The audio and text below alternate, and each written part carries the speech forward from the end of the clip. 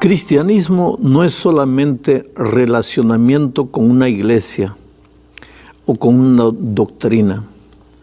Cristianismo, en primer lugar y por encima de todo, es relacionamiento con la persona maravillosa de Jesucristo.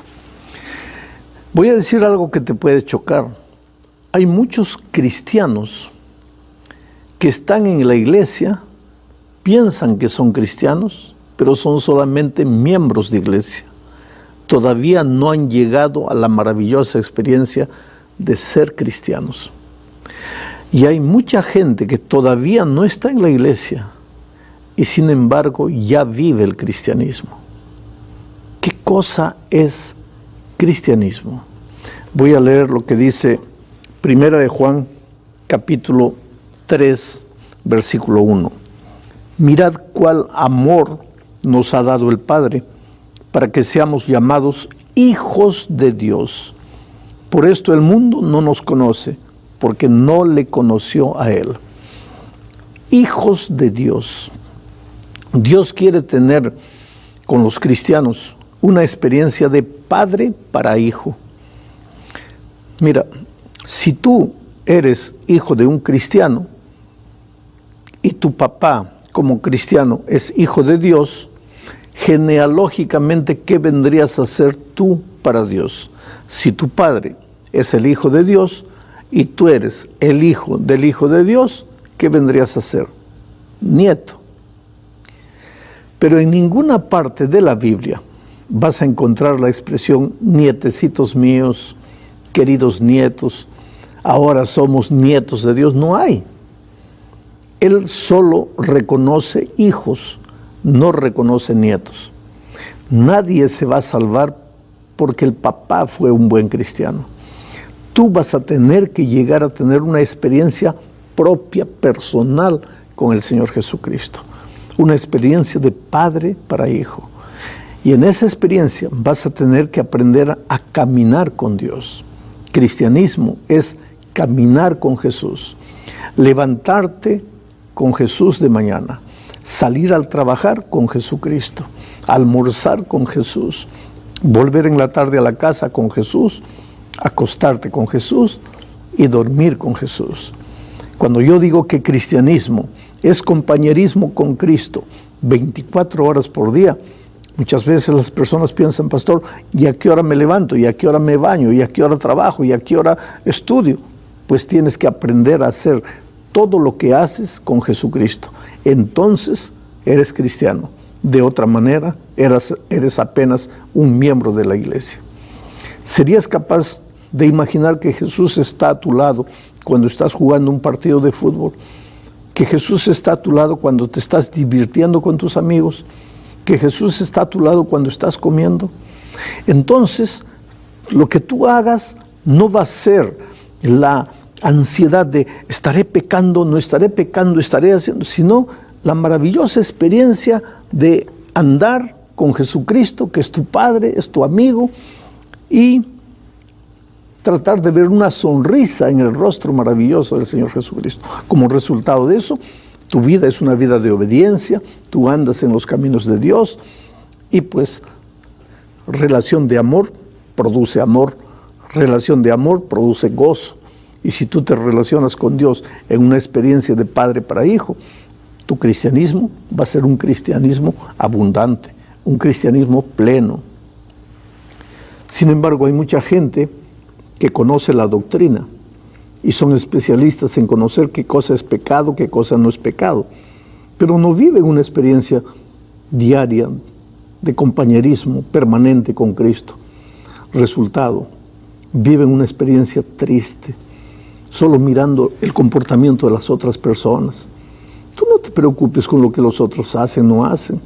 Hay gente que me dice así, pastor, ¿y cuándo vendrá el reavivamiento, la reforma a la iglesia? Tú no te preocupes por los otros, tú preocúpate cuándo va a venir el reavivamiento y la reforma a tu vida. Entonces tu vida va a ser una fuente de inspiración para los otros. Ahora, en esa maravillosa experiencia de compañerismo con Cristo, te vas a dar cuenta que la mano poderosa de Jesús te acompaña para todo lado. En Jesucristo, mártir de paz, en las horas más pesadas de tentación vas a encontrar el refugio, vas a encontrar el compañerismo, vas a encontrar el amor de Dios.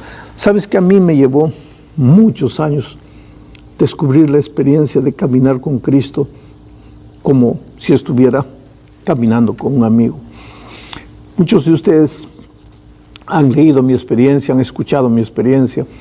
En los primeros años de mi ministerio yo era un pastor rígido, un pastor de aquellos que se puede decir conservador, preocupado únicamente en las reglas, en la conducta, en el comportamiento.